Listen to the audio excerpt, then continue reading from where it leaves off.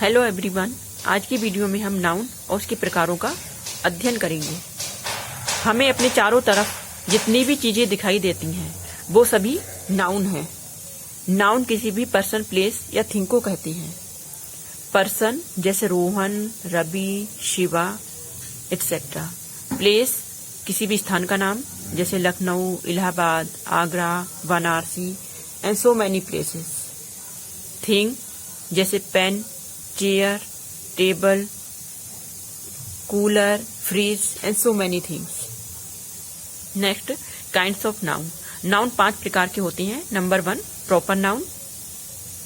Proper noun किसी particular person या place के नाम को कहते हैं। पर्टिकुलर मीन्स किसी विशिष्ट व्यक्ति या स्थान के नाम को हम प्रॉपर नाउन कहते हैं। जैसे अशोक एक व्यक्ति का नाम है, कैलकाटा एक सिटी का नाम है एंड इंडिया, और ये एक देश का नाम है।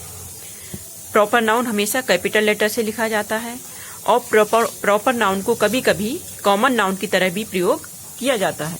जब हम एक व्यक्ति के गुणों की तुलना दूसरे व्यक्ति के गुणों से करते हैं तो वहां पर प्रॉपर नाउन को कॉमन नाउन की तरह प्रयोग किया जाता है। आइए उदाहरण के माध्यम से देखते हैं।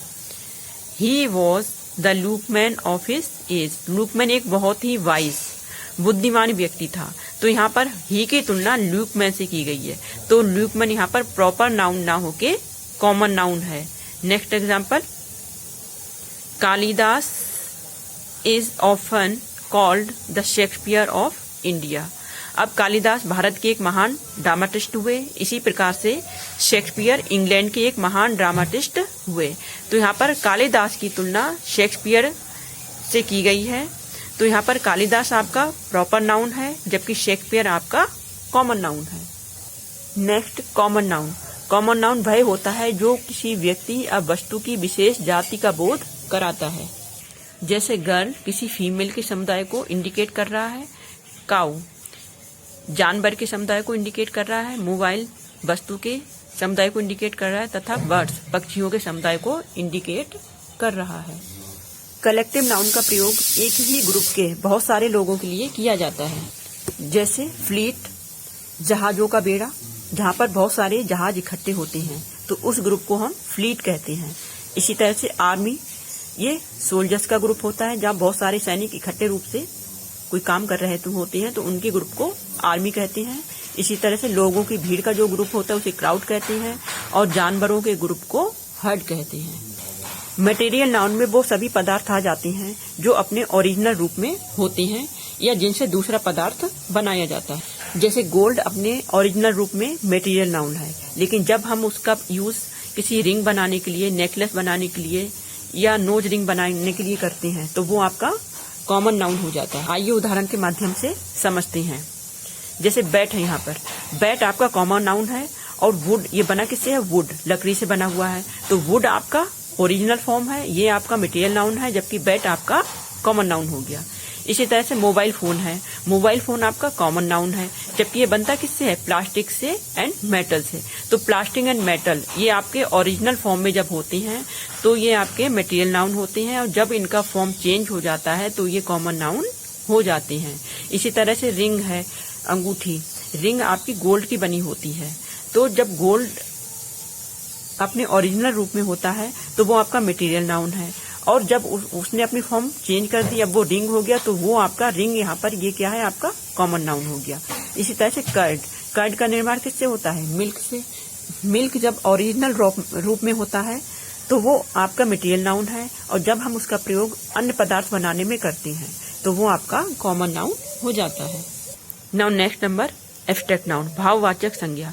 भाववाचक संज्ञा वो होती है जहाँ हम किसी क्वालिटी, एक्शन या स्टेट का वर्णन करती है।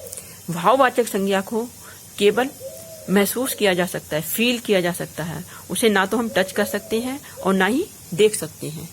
वो अदृश्य चीजें, जितनी भी अदृश्य चीजें होती हैं वो सब भाववाचक संज्ञा के अंतर्गत आती हैं। फॉर एग्जाम्पल, जैसे क्वालिटी, क्वालिटी में जैसे गुडनेस हो गई, अच्छाई, अच्छाई हम किसी की महसूस कर सकते हैं, देख नहीं सकते हैं। काइंडनेस, दयालुता, ये केवल महसूस की जा सकती है, देखी नहीं जा सकती है। इसी तरह से वाइटनेस, हार्डनेस एंड ऑनेस्टी। कोई भी एक्शन हमारा भाववाचक संज्ञा के अंतर्गत आता है, जैसे लाफ्टर, हंसी, थेफ्ट चोरी, मूवमेंट, जजमेंट एंड हेट्रेड। इसी तरह से कोई भी स्टेट जैसे चाइल्डहुड बचपन अवस्था, boyhood, youth, slavery, sleep etcetera.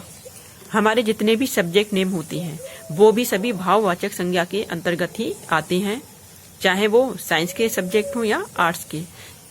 For example grammar, music, chemistry etcetera.